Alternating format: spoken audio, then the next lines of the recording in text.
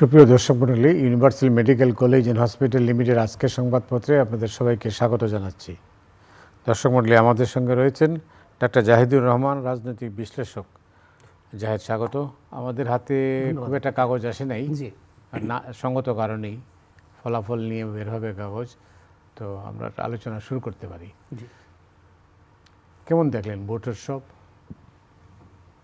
উৎসব সুন্দর হয়েছে, আবার ঠিক উৎসব কতটা ইন্টেন্সিটির হলো এই প্রশ্ন আছে। কারণ ভোটের পার্সেন্টেজ আমি আপনার এখানে 61 দেখলাম, একটা পত্রিকায় এসছে। আমরা দিনভর অপেক্ষা করেছি এটা জানার জন্য। 61 ইজ নট দ্যাট ব্যাড, কিন্তু আর একটু ভালো হতে পারতো উৎসব। তবুও ভালো ভালো ভালো হয়েছে। কিন্তু অ্যাজ এ হোল আমরা যদি বলি, ঢাকা ছেড়ে যে পরিমাণ মানুষ গেছেন, আমি টিভি রিপোর্টাররা যারা ঈদযাত্রা রিপোর্ট করেন তারাই বলেছেন যে ঈদের সময় এত মানুষ বাইরে যান না। খুব স্বাভাবিক, কারণ অনেকে বাড়িতে যাচ্ছে না, ঢাকায় ঈদ করে ফেললাম, কিন্তু আপনাকে এখন ভোট দিতে যেতে হচ্ছে। সো এর বাইরেও যেটা উৎসবের একটা খুব গুরুত্বপূর্ণ অনুষঙ্গ হচ্ছে মানে খুব নির্ঝঞ্ঝাট হওয়া, বিশৃঙ্খলাহীন হওয়া। ধরুন কোনো একটা জেলায়, কয়েকটা কেন্দ্রতে মারামারি হচ্ছে, হানাহানি হচ্ছে, মানুষ মারা গেছে, হয়তো আমি আক্রান্ত হই নাই, কিন্তু এই দেশের একজন ফেলো সিটিজেন আহত হচ্ছে, মারা যাচ্ছে, এটা না আপনার আমারও উৎসবটাকে মলিন করে দিত। সো সেরকম অলমোস্ট মানে একটা ভোটিং ডে একজন মানুষের মৃত্যুর খবর নেই, একটা গুলির শব্দও তো নাই। গুলির শব্দ নেই, কোনো একটা দুটো কেন্দ্রের সামনে ককটেল ফাটানো হয়েছে। সো সব কিছু যদি মিলাই অসাধারণ একটা উৎসবময় নির্বাচন। এতটা ভালো হবে না, অনেকে মনে করতেন খুব ঝামেলা হবে, খুব বিশৃঙ্খলা হবে, খুব মারামারি হবে। আমি এতটা হবে মনে করি নেই। আমার কারণ আছে। নির্বাচন আমি দুটো কারণ বলছিলাম, একটা হলো দলগুলো রেসপন্সিবল হবে এবং সেনাবাহিনী খুব ভালো দায়িত্ব পালন করবে, পুলিশ না করতে পারলেও। না, পুলিশ করেছে, কিন্তু যতটুকু হবে আমি ভেবেছি তার চেয়েও কম হয়েছে। মানে এটা এতটাই ভালো নির্বাচন হয়েছে, এবং দলগুলোর মধ্যে নির্বাচনের দিন, এমনকি নির্বাচনের পরেও আমি এখন পর্যন্ত বেশ সৌহার্দ্যপূর্ণ একটা মানসিকতা বা অবস্থান দেখছি। প্রফেসর ইউনূস বলেছিলেন যে নির্বাচন হবে ঐতিহাসিক। এটা কিন্তু আমি ওনার এই বক্তব্যটাকে কিন্তু সমালোচনা করেছি। আমরাও করেছি, আমরা আজকে হলো স্বীকার করব, সমালোচনা করেছিলাম যে উনি তো সব কিছুতে একটু অতিকথন আছে ওনার, উনি অনেক বেশি মোটিভেশন দেওয়ার জন্য অনেক বেশি কিছু বলে ফেলেন। বলেছিলাম যে শ্রেষ্ঠতম হবে না, তবে ভালো নির্বাচন হবে। কিন্তু আসলে এই ওভারঅল যে প্রেক্ষাপট পরিস্থিতি দাঁড়িয়েছে, বিশেষ করে এই পরিবেশের প্রশ্নে, এটা শ্রেষ্ঠতম নির্বাচনের কম্পিট করবে তো না। এই ইতিপূর্বে যত নির্বাচন হয়েছে এটা তো অন্যরকম একটা আলাদা নির্বাচন হয়েছে, আর যেভাবে প্রতিদ্বন্দ্বিতাপূর্ণ হয়েছে, যেটা তো এর আগে অনিশ্চয়তা ছিল একেবারে। যেন আপনি আপনার ভিডিওগুলো আমি দেখেছি অনেক সময়, তো আপনি তো মোটামুটি প্রেডিক্ট করেছিলেন, কিন্তু এর অপোজিট সাইডে যে সমস্ত ভিডিও বেরিয়েছে, মানুষ কিন্তু কনফিউজ ছিল। এবং এই নির্বাচনে পরাজিত শক্তিকে সোশ্যাল মিডিয়া, এটা একটা। আর পরাজিত শক্তি আমি মনে করি যারা ষড়যন্ত্র করতে চেয়েছিল। বাংলাদেশ একটা স্টেবল গণতান্ত্রিক পথে যাত্রা করবে, এটা অনেকেরই পছন্দ না। মজার ব্যাপার হচ্ছে এর মধ্যে যেমন আওয়ামী লীগ আছে, শেখ হাসিনা আছে, ভারত আছে টু সাম এক্সটেন্ট। দুঃখজনকভাবে গণ অভ্যুত্থানের শক্তিদের মধ্যেও অনেকেই আছে বাংলাদেশকে স্টেবল হতে দিতে চায়নি। তারা শেখ হাসিনার বিরুদ্ধে ফাইট করেছেন, কিন্তু এরপরে যে গুরুত্বপূর্ণ বিষয় যে একটা ডেমোক্রেটিক ট্রানজিশন, সেটা তারা হতে দিতে চান না, তাতে তাদের নিজস্ব সক্ষমতা, নিজস্ব পাওয়ার থাকে। এই যে প্রেক্ষাপট আছে, এরা সবাই পরাজিত হয়েছে, আমি সেটাই মনে করি। আর আপনি যেটা বলছেন সোশ্যাল মিডিয়াতে, তারাই সোশ্যাল মিডিয়া ব্যবহার করে তারাই রকম অস্থিতিশীল পরিস্থিতি তৈরি করতে চেষ্টা করেছে। এবং আরেকটা জিনিসের চেষ্টা হয়েছে, এটা নির্বাচনের মধ্যে হয়েছে, অনলাইনে একটা ভীষণ বড় বাবল তৈরি করার চেষ্টা করা হয়েছে, হাইপ তৈরি করার চেষ্টা হয়েছে জামাতের ফেভারে।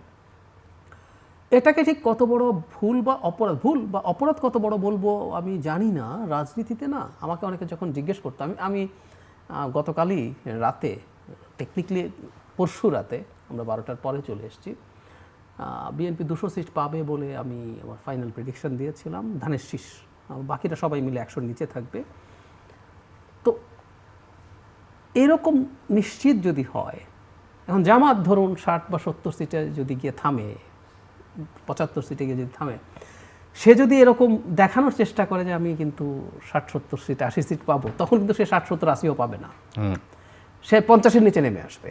যদিও তাদের সিট পাওয়ার পেছনে একটা বিরাট কারণ বিএনপির বিদ্রোহী প্রার্থী, ওনাদের এই জামাতের তারা এই সাফল্য নিয়ে অতি উচ্ছ্বসিত, সাফল্য বলতে যতটুকু পাচ্ছেন তারা উচ্ছ্বসিত হওয়া উচিত হবে না। খুব সিগনিফিক্যান্ট বেশ কিছু সিট তারা জিতেছেন মূলত বিএনপি ধানের শীষের মধ্যে কাটাকাটি হয়েছে, তারপর তারা বেরিয়ে গেছেন।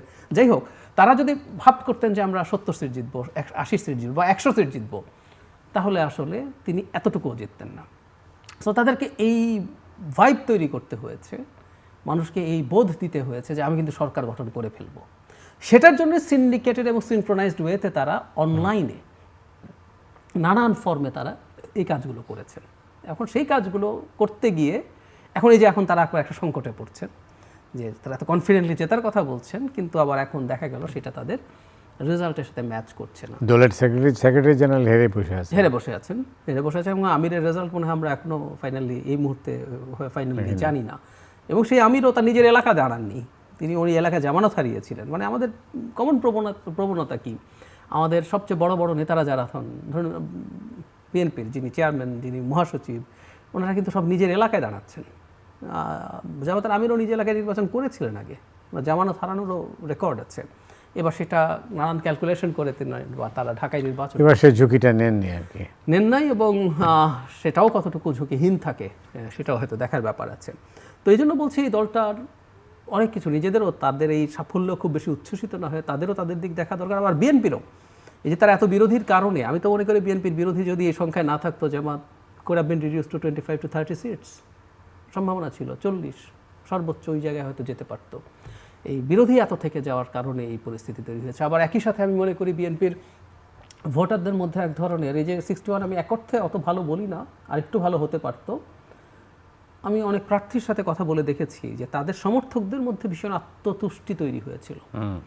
মানে তারা তাদের ভোটারদেরকে যে নিয়ে আসবে, বাংলাদেশে এগুলো করতে হয় একটু অর্গানাইজ করে, কেউকে পাঠিয়ে না আসুন, প্রয়োজনে কিছু ট্রান্সপোর্ট কেউ দেন, দিয়ে নিয়ে এসে ভোটটা দেওয়ানোর ব্যবস্থা করা। গ্রাম বা বিভিন্ন সিটে কিন্তু জানা যায় যে এই বাড়ি আমার সমর্থক, এই কাজগুলো নাকি এত ম্যাসিভলি করা হয় না এবং অনেকে পরাজিত হয়েছিল এইভাবে। সো বিএনপির আত্মতৃপ্তিতে ভোগার, ওই এক তো বিদ্রোহীরা আছেন, আত্মতৃপ্তিতে ভোগার একটা প্রবণতা ছিল বিএনপিকে, শিখতে হবে। অন্য প্রসঙ্গে যাই, প্রসঙ্গটা হচ্ছে যে তারেক রহমান জি একটা কঠিন সময়ে কিন্তু বাংলাদেশের প্রধানমন্ত্রী হতে যাচ্ছেন। নানা চ্যালেঞ্জ,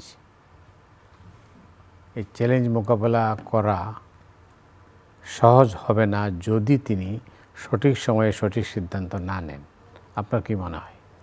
আমি প্রথম একটা শর্ত দরকার মনে করি, অনেকে এটা পছন্দ করেন না, কিন্তু আমি এটা কন্টেস্ট করছি, ফাইট করছি।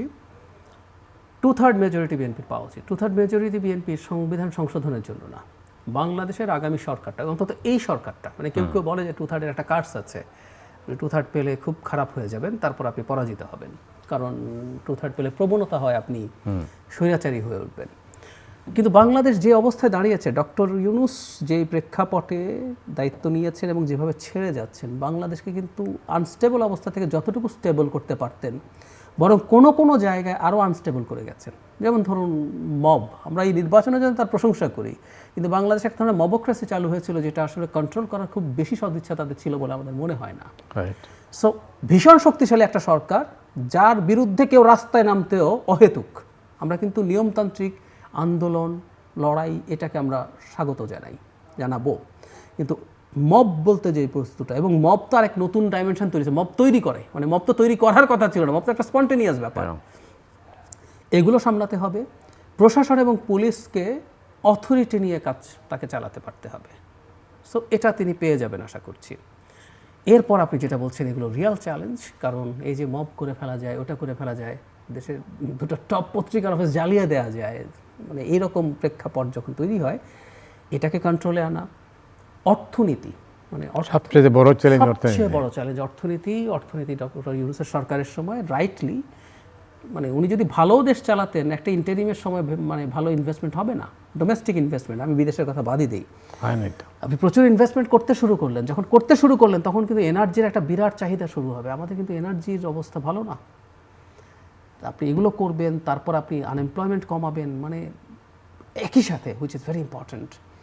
বিএনপি নির্বাচিত হওয়ার আগে, এবার নির্বাচনে কিন্তু বিএনপির বিরুদ্ধে একটা ইস্যু বিরোধীরা খুব ব্যবহার করেছে, তাদের মধ্য থেকে নিম্ন পর্যায়ের নেতা কর্মীদের চাঁদাবাজি, এটা আছে, এটা ফ্যাক্ট। এবং বিএনপি এটা রেকগনাইজ করে, এটাকে আমরা প্রশংসা করি, অনেকেও করেছেন, বিএনপি বহিষ্কার করেছেন অনেককে। কিন্তু এবার তো উনি ক্ষমতায় আসবেন, এবার বহিষ্কার করে তার হবে না। আমরা দেখতে চাইব সরকার ব্যবস্থা নিচ্ছে এগুলোর বিরুদ্ধে। এটা হলো তার দলীয়। আরেকটা হচ্ছে সরকারি করাপশন। অনেকে বলেন ডক্টর ইউনূসের সময় ঘুষের ব্যবহার, ঘুষের পরিমাণ শেখ হাসিনার সময় চাইতে কিছু কিছু জায়গায় বেড়ে গেছে। আমার ব্যবসায়ী বন্ধুরা, পরিচিতরা একই রকম কথা বলেছে। সো মানুষের জীবনকে শান্তি দিতে পারতে হবে। শান্তি মানে এদেশের মানুষ কিন্তু অসাধারণ, সে চায় না রাতারাতি সব হয়ে যাক, সে চাইবে, দেখতে চায় যে একটা উন্নতি হতে শুরু করেছে। সো এই সিগন্যালটা খুব দ্রুত তাকে দিতে হবে। আর কতগুলো দৈনন্দিন জীবনের সংকট তো আছে, কিন্তু তার এটা সম্ভব তখনই যদি দক্ষ প্রশাসন থাকে। একটা হলো প্রশাসনের একটা অংশ তো চাকরির, আরেকটা হচ্ছে তিনি সিলেক্ট করতে পারেন। ওটা পুরোটা পারেন না, উনি হয়তো শাফল করতে পারেন, চেঞ্জ করতে পারেন, কিন্তু এই টিমটা তো তিনি সেভাবে সিলেক্ট করতে পারেন। তাকে সেই কাজটা সিরিয়াসলি করতে হবে। এবং উইচ ইজ ভেরি ইম্পর্ট্যান্ট, আমি মিস্টার তারেক রহমানের স্পিচ লন্ডনে তিনি যখন থেকেই কথা বলছেন, দেশে আসার পর থেকে যখন কথা বলছেন, আমি খুব মন দিয়ে তার কথা শোনার চেষ্টা করেছি এবং আমি কনভিন্সড যে এই দেশ নিয়ে তার ভিশন আছে। আমি কনভিন্স, উনি যে বলছেন না আই হ্যাভ এ প্ল্যান, তার আসলে প্ল্যান আছে, আমি বিশ্বাস করি। কিন্তু তার দল কি তার সাথে সিঙ্ক করে, তার দল কি তার সাথে রেজোনেট করে, তার দল কি এই বার্তাটা নিতে পারে? নেয় নাই। সো এই যে দলটাকে এই বার্তাটাও খুব দ্রুত পৌঁছে দিতে হবে। তারেক রহমানের যে প্ল্যান আছে তার সাথে ম্যাচ করতে হবে। আমি মানি একটা পুরনো দল আপনি রাতারাতি চাইলে কিন্তু পাল্টে ফেলতে পারবেন না, এটা হয় না। আমরা যদি চিন্তা করি কালকে থেকে বিএনপি, না এটা তো বিপ্লবী পার্টি না, এটা হয় না। বহু দলমতের মানুষ এখানে এসে হাজির হয়, নানা কিসিমের মানুষ, আমাদের সোশ্যাল ইকোনমিক স্ট্রাকচারের কতগুলো মেজর প্রবলেম আছে। তারপরও ধাপে ধাপে দলটাকে বুঝতে হবে যে এটা তারেক রহমানের জন্য না, বাংলাদেশ যদি আপনি ঠিক মতো চালাতে না পারেন, 5 বছরও ক্ষমতায়, মানে আমি বিরোধীদের আর মানে ফাইটের কথা বলছি না, নেপালে একটা বৈধ সরকারকে তরুণরা রাস্তায় নেমে ফেলে দিয়েছে না। সুতরাং সার্ভ করতে হবে নিজের রাজনীতি টিকিয়ে রাখার জন্য। এবং প্রত্যেকটা দল যেটা চায়, প্রত্যেকটা নির্বাচনে সে জিততে চায়। স্বাধীনতার পর থেকে ভারতে নির্বাচনের মাধ্যমে 30 বছর টানা কংগ্রেস ক্ষমতায় ছিল।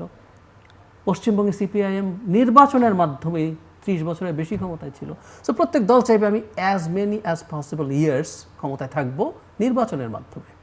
সো সে যদি আগামীবার নির্বাচিত হতে চায়, এবার তো সে দেখেছে তার এই সব অভিযোগকে কীভাবে ব্যবহার করা হচ্ছে, সে রাজনৈতিকভাবেও চেষ্টা করা উচিত হবে এগুলো থেকে তাকে ধীরে ধীরে মুক্ত হওয়া। সো দলকে ওই বার্তা নিতে হবে বা পৌঁছানোর ব্যবস্থা করতে হবে। এবং আমি আপনার সাথে একমত, তার টিম সিলেকশন এমন হতে হবে যে টিম এটা নিজে ধারণ করবে এবং এটা তারা কনভে করতে পারবে। তাহলেই সবার জন্য ভালো, আমরা ভালো থাকব, দেশ ভালো থাকবে এবং বিএনপি দল হিসাবে ভালো থাকবে। এবং আমি প্রকাশ্যে একটা কথা বহুদিন থেকে বলছি যে আমাদের জন্য না পলিটিক্যাল যেই ল্যান্ডস্কেপ দাঁড়িয়েছে বাংলাদেশে, এদিকে বিএনপি, তার সাথে মধ্যপন্থী দল, কিছু বাম, আর একটা রাইটিস্ট আইডেন্টিটি পলিটিক্সের গ্রুপ দাঁড়িয়েছে। তো এখন বিএনপির ফেলিয়ার মানে তাদের মাথা চাড়া দেয়া। এরা যদি মাথা চাড়া দেয় বাংলাদেশে, এটা ডোমেস্টিক এবং ইন্টারন্যাশনাল মারাত্মক টোল আছে, এটা আমরা অনেকে এখন টের পাই না। কেউ কেউ পশ্চিমাও কেউ কেউ মাথায় হাত বোলাতে পারে, কিন্তু এগুলোর পেছনে সিরিয়াস জিও পলিটিক্স আছে। তো এই কারণে আমি মনে করি বিএনপির সাকসেসফুল হওয়া, জনাব তারেক রহমানের প্রাইম মিনিস্টার হিসেবে সাকসেসফুল হওয়া অকল্পনীয় রকম ইম্পর্টেন্ট। আমি সেজন্যই মনে করি তার দল তো বটেই, আমাদের মিডিয়া, সিভিল সোসাইটি প্রত্যেককে এই ব্যাপারে খুবই সজাগ থাকতে হবে, কারণ ওনার ফেইলিয়ার কিন্তু আমাদের দেশের বড় বিপদ তৈরি করবে। আমি ব্যক্তিগতভাবে যেহেতু any form of rightist identity politics, এটা ধর্মের নামে শুধু না, এটা রেসিজমের নামে হোক, এটা কোনো ল্যাঙ্গুয়েজ বেসড আইডেন্টিটির কারণে হোক, যেমন রাশিয়ান স্পিকিং হলেই তার জন্য সব কিছু করবো, কোনোটাই আমি এন্ডোর্স করি না। একটা মধ্যপন্থী দল, আমি যেন এনসিপি আলাদাভাবে গ্রো করুক খুব চাইছিলাম, মানে বিএনপির তো একটা বিরোধী দল থাকতে হবে যে তাকে পুশ করবে, প্রবলেমে ফেলবে, তো সেটা তো হলো না এখন পর্যন্ত, এবং আমি খুব আশাবাদীও নই। সো বিএনপি যাতে ভালো পারফর্ম করে এটা আমাদের এক্সপেকটেশন, এবং প্রয়োজনে আমাদের জায়গা থেকে যতটা সম্ভব চাপ, গঠনমূলক সমালোচনা এগুলো জারি রাখতে হবে। হ্যাঁ, আমরা তো সেটাই চাই। শেষ পর্যন্ত এটা নির্ভর করছে তারেক রহমানের উপরে, উনি কীভাবে চান সেটার উপরে। যাই হোক, এবার বলেন দেখি, মানে জামাতের এই বিপর্যয়ের মূল কারণ কি? জামাতের বিপর্যয় হয়নি তো, হয়নি, একেবারেই না। তারা যেভাবে হাইপটা তুলছিল, হাইপটা তুলেছিল কৌশলগত কারণে। আমি মনে করি জামাত জিতেছে। কিভাবে? আমি আবারও মানে একটা প্রেডিকশন করছি, আমি গত পরশু রাতে জামাতকে অভিনন্দন জানিয়েছি জেতার জন্য, নির্বাচনের আগের দিন রাতে। কেন? সেটা হচ্ছে জামাত একা নির্বাচন করে 96 সালে 3টা সিট পেয়েছিল। এবার জামাত 60-70 সিট পেয়ে যাচ্ছে, 70 সিট পেয়ে যাবে হয়তো। দেশের আওয়ামী লীগের অ্যাবসেন্সে দেশের বিএনপির বিরুদ্ধে প্রধান বিরোধী দল হিসেবে দাঁড়িয়ে গেল জামাত বিএনপি, জামাত বিএনপি। আমরা আগে আওয়ামী লীগ বিএনপি আওয়ামী লীগ বলতাম, আমাদের মুখে কিন্তু এটা হয়ে গেছে। দেশের মিডিয়া না, গ্লোবাল মিডিয়া তো ডক্টর শফিকুর রহমান যে পরিমাণ কাভারেজ পেয়েছেন, মানে জামাতের রাজনীতি দাঁড়িয়ে গেল আসলে। এবং এটা একটা কৌশল আমি মনে করি। আওয়ামী লীগকে নিষিদ্ধ করার পেছনে তারা এনসিপি এবং ইসলামিক দলগুলো, এটা একটা গ্র্যান্ড ডিজাইন, আমি একদম কনফিডেন্ট এই ব্যাপারে। তা তো বটে। জনগণের যেহেতু আওয়ামী লীগের প্রতি ক্ষোভ ছিল, আওয়ামী লীগকে তারা নিষিদ্ধ করার জন্য তীব্র চাপ তৈরি করেছিলেন। এখন আওয়ামী লীগ যদি থাকতো, জামাতের কি আজকে এই ফোকাস আসতো না। তো সব কিছু মিলে, এবং ওই যে বললেন এই একটা হাইপ তৈরির মাধ্যমে কিছু মানুষ বিশ্বাসও করতে শুরু করেছিলেন জামাত জিতে যেতে পারে। এটা তাদের অকল্পনীয় বড় সাফল্য। তারা মানে তাদেরও বিরাট বিজয় আছে নির্বাচনে আমি মনে করি। এছাড়া মানে কৌশলগত কোনো কিছু না, একেবারেই কিছু না। তারা যা পেয়েছেন এটা পেতেন না। ওই যে বলছি যে বিএনপি দুটো কারণে এত সিট পেয়ে গেছেন। একটা হলো তাদের বিদ্রোহী এবং তাদের আত্মতৃপ্তি। কিছু সিটে হেরেছেন যে আমি তো জিতবই। হ্যাঁ, রাজনৈতিক পর্যবেক্ষকরা যেটা বলছেন, তারা বলছেন যে মহিলাদের সম্পর্কে তাদের যে নেগেটিভসটা, জি, এইটা তাদের অনেক ক্ষতি করেছে। খুব বেশি ক্ষতি অলরেডি করেছে আমার মনে হয় না, তবে দীর্ঘমেয়াদে করবে। জামাত এবার অনেকগুলো মেজর সংকটে পড়েছে। জামাতের রাজনীতি কিন্তু ডেক্লাইন করবে। আমি এটা আপনাকে আজকে এই জায়গায় দাঁড়িয়ে বলছি। ডেক্লাইন করবে হচ্ছে একটা দল যখন ইডিওলজিক্যাল হয়। মানে বিএনপি হওয়ার ভালো দিক আছে, খারাপ দিক আছে। এনসিপি আওয়ামী লীগ হওয়ার ভালো দিক আছে, খারাপ দিক আছে। ভালো দিক হচ্ছে এটা, খারাপ দিক হচ্ছে আপনি দেখবেন ডেডিকেটেড শতভাগ কর্মী পাবেন না। ওই কর্মী পায় জামাত, সিপিবি, তারা ইডিওলজি বেসড যে দল। ভালো দিক হচ্ছে আপনি যেহেতু মধ্যপন্থী দল, জামাত যাদেরকে বলে আল্লাহর আইনের বিপরীতে, তারা আল্লাহর আইন চায়, এর বিপরীতে তোমার মানব রচিত মতবাদে বিশ্বাস করো। সুবিধা হলো মানব রচিত মতবাদের কথা যারা বলেন তাদেরকে আপনি আইডিওলজিক্যাল পয়েন্ট অফ ভিউতে আর দেখবেন না। উনি তো বলছেন না যে আমি একটা স্ট্রিক্ট স্যাক্রেড বই ফলো করি। জামাত এবার দেখবেন সংকটে পড়েছে, শরিয়া করব কি করব না। একবার বলে করব, একবার বলে করব না। আবার যদি করব না বলেন, নারীকে নিয়ে যে মন্তব্য করেছেন আপনি, সেটা না করলে আপনি ইসলামী দল থাকেন কিভাবে? আপনার যে এত বছর ধরে ইসলামী ভোট আছে, সেগুলোকে আপনি ধরে রাখবেন কিভাবে? এগুলো কিন্তু তাতে পরিকল্পিত কাজ। ওটাকেও ধরে রাখলাম, আবার মাঝে মাঝে এমন কিছু বললাম আমি শরিয়া টরিয়া করছি না, কারণ যেহেতু আমি এখন অন্যদের ভোট চাই। আর ইন্টারন্যাশনাল কমিউনিটি আপনি যদি শরিয়া চান বলেন, আপনি সিরিয়াস প্রবলেমে পড়ে যাবেন। সো জামাতের এই মারাত্মক কনফ্লিক্টটা সে রিজলভ করতে পারবে না, কারণ সে একটা ইডিওলজি বেসড দল। যতদিন তার দলের নামের সাথে ইসলামী আছে, যতদিন তার কনস্টিটিউশনে সারাক্ষণ আল্লাহ, রসুল এবং কোরআনের কথা সব কিছু, তাদের এনার কাজ কি আল্লাহ রসুলকে সন্তুষ্ট করা, আমিরের, রুকনের, এভাবে এভাবে তাদের শপথকে শপথের মধ্যেও এটা। যতদিন পর্যন্ত তারা এই জায়গাগুলো থেকে সরে আসতে পারবেন না, নতুন করে ঢেলে সাজাতে পারবে, এই কনফ্লিক্ট থাকবে। এবং এর মধ্যে দেখবেন যে আমাদের সিরিয়াস প্রবলেম হবে, তারা উইল বি ইন ডিক্লাইন। তো এই কারণে বলছি আমি যে নারীদের ক্ষেত্রে যেটা বলেছে, এটা কিছুটা প্রভাব এই দফাই ফেলেছে। কারণ হলো আমাদের শিক্ষিত শহুরে নারীরা, তারা এটা কোনোভাবেই অ্যাগ্রি করবে না। একটু সামনে যতদিন যাবে, জামাত এই প্রশ্নগুলো দিয়েই তার বিরোধী রাজনীতি দল যেগুলো আছে তাকে নাস্তানাবুদ করার চেষ্টা করবে, এবং জামাতের পক্ষে উঠে আসা কঠিন হবে। শেষ করতে হচ্ছে। অনেক ধন্যবাদ আপনাকে। ধন্যবাদ। দর্শক মণ্ডলী, আজ এ পর্যন্তই। আপনারা সবাই ভালো থাকুন। শুভরাত্রি।